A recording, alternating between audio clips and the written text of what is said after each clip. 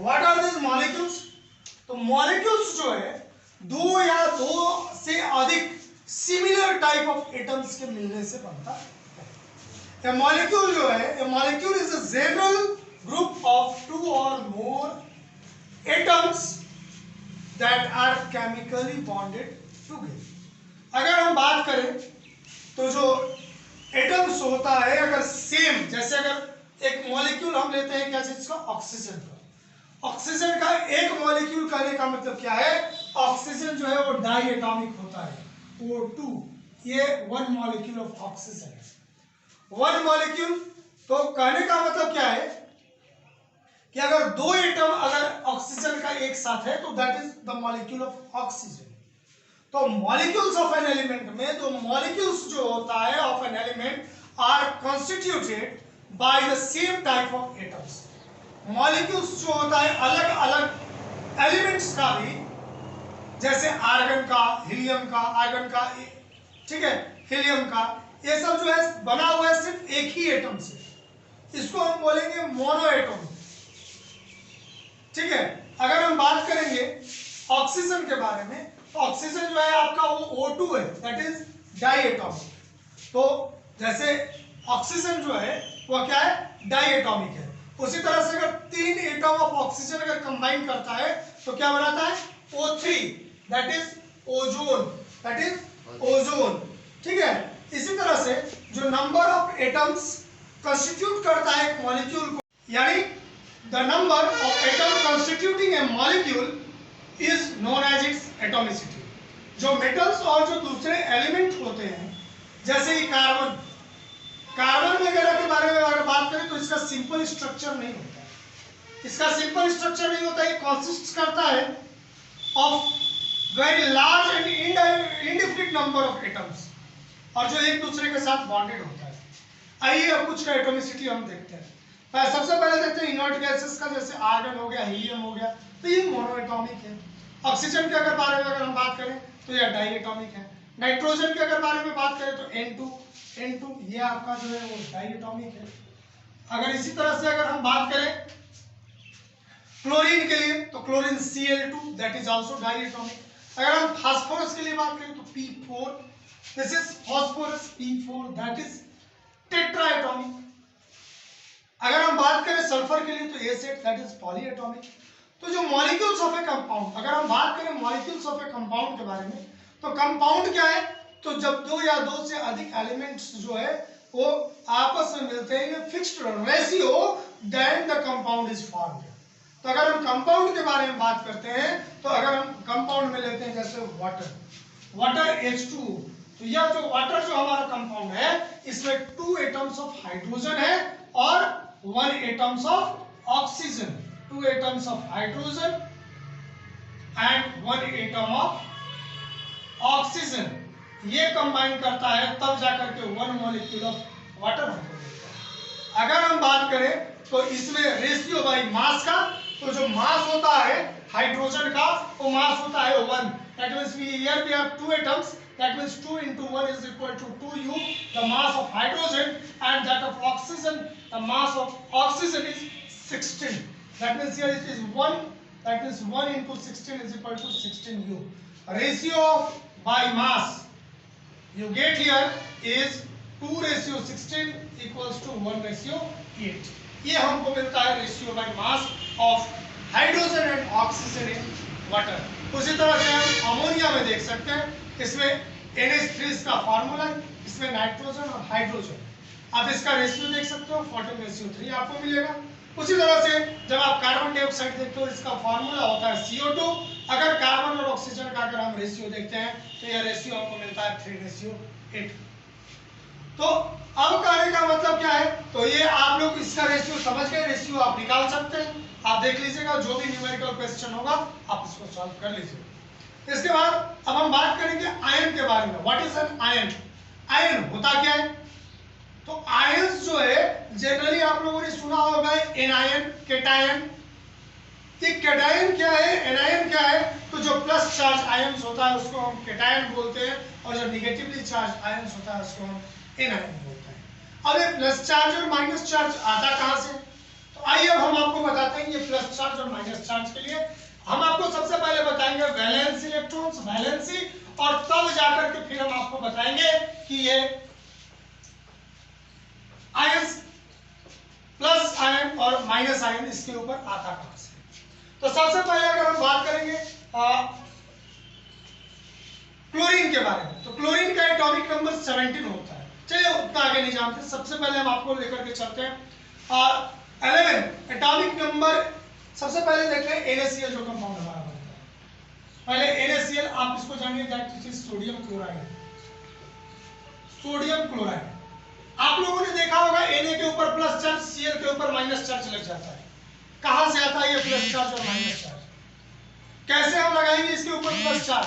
+1, किसी के ऊपर +2 लगा हुआ आपको दिखाई देता है। कहां से आता है ये चार्ज? तो आइए अभी हम आपको बताते हैं कि प्लस और माइनस चार्ज आता है कैसे। अगर Na के बारे में अगर हम बात करें, सोडियम के बारे में, तो सोडियम जो होता है उसका एटॉमिक नंबर इसका होता है, एटॉमिक नंबर होता है 11।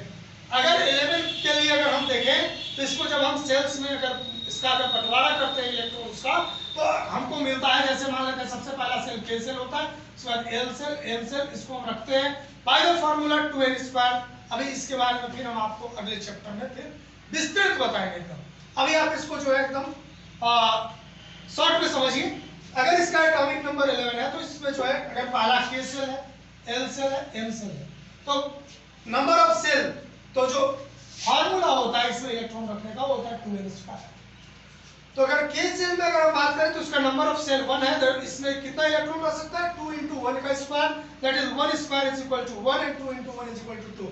पहला में 2 रहेगा, K L M में हम बांट रहे हैं, ठीक है, तो पहला में 2 रहेगा, दूसरा में कितना रहेगा? तो मैक्सिमम 8 रहेगा।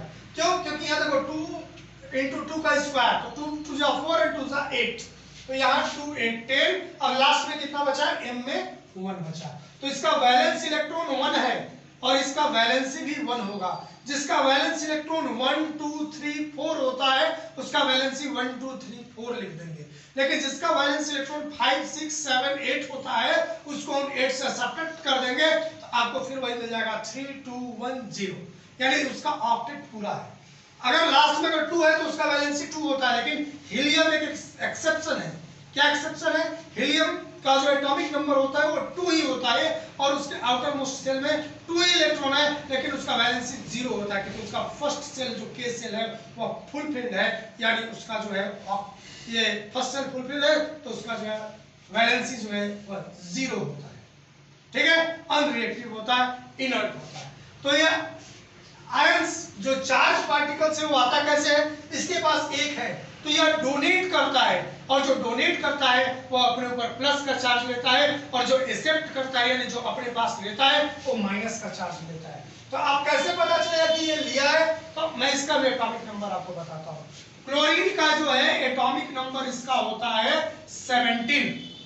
जब इसका एटॉमिक नंबर है 17 और इसका भी हम इसको भी जब डिस्ट्रीब्यूट करेंगे K L M सेल में, तो हमको K सेल में मिलेगा 2, L में मिलेगा फिर हमको 8, 2 and 8 10, and in M cell we get here 7। यहाँ कितना मिलेगा आपको? 7 मिलेगा। तो 8 × 10 and 7 17, तो यहाँ हम देखेंगे इसका 7 है। वैलेंस इलेक्ट्रॉन इसका 7 है। वैलेंस इलेक्ट्रॉन कितना है, यानी आउटर मोस्ट इलेक्ट्रॉन कितना है? 7 है। इसका वैलेंसी कितना होगा?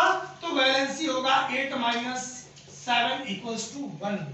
1 इसका वैलेंसी होगा, और जब इसका वैलेंसी 1 होगा तो यह 1 इसको चाहिए, तो इसको देगा कौन? तो यह सोडियम इसको दे दिया।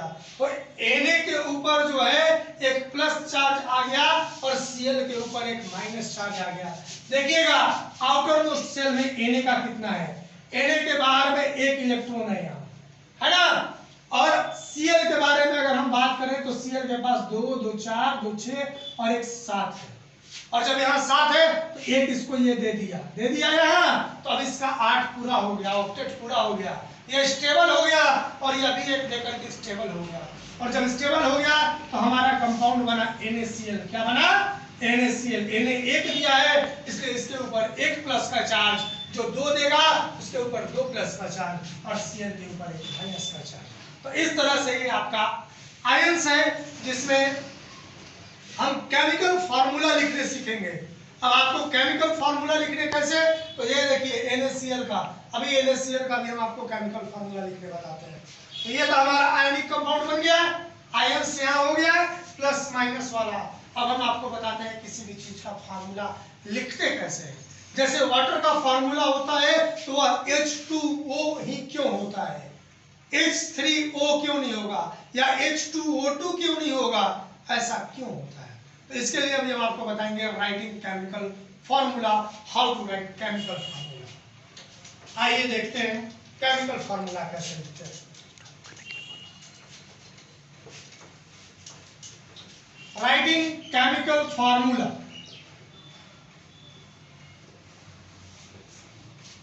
अगर हम बात करेंगे केमिकल फार्मूला के बारे में, कैसे केमिकल फार्मूला लिखते हैं, तो उसके बारे में आइए हम आपको बताते हैं।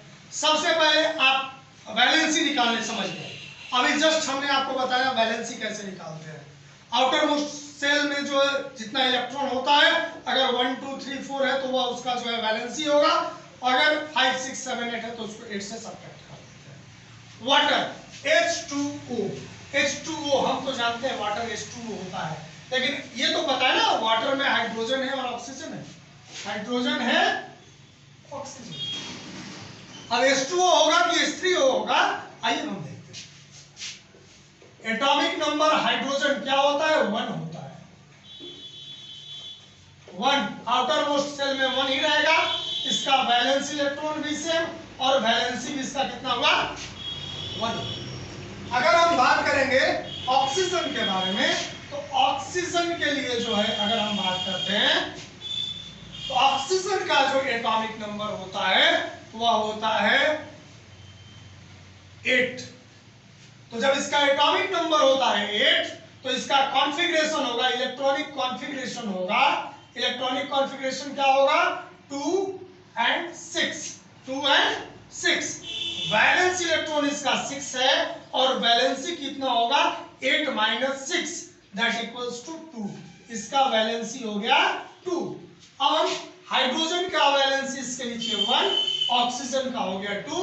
आप इसको क्रॉस कर दीजिए और क्रॉस करने के बाद आपको मिलेगा H2O1 that is H2O, this is water. उसी तरह से एक और हम आपको बताते हैं, अमोनिया। अमोनिया का आप लोग जानते होंगे, उसका जो है फार्मूला NH3 होता है। ये रटा है, आप लोग रट लीजिए। आइए देखते हैं ये लिखा था कैसे, होता कैसे। हम जानते हैं कि नाइट्रोजन है और हाइड्रोजन है।